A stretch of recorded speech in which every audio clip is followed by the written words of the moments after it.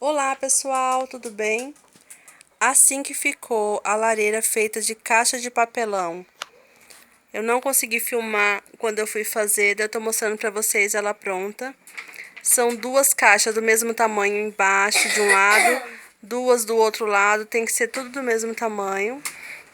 O fundo eu coloquei papel cartão branco e depois cortei os EVAzinho vermelho e fui colocando, intercalando entre um e outro.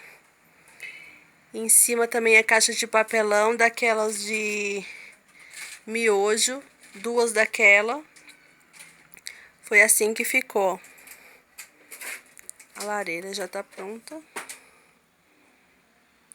A minha decoração de Natal ficou assim.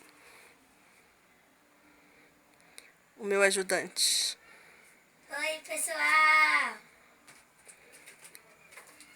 Bem fácil de fazer, viu, pessoal? Se você conseguir 5 caixas de papelão igual, fica bem mais fácil também. Não precisa colocar essa que eu coloquei em cima. É só colocar no meio e passar a fita, aquelas fitas largas. Depois você coloca todo o papel branco embaixo para poder colocar o EVA vermelho. Ficou bem legal. Essa foi a dica de hoje. Tchau, tchau. Não se esqueça de inscrever no canal e deixar o seu like.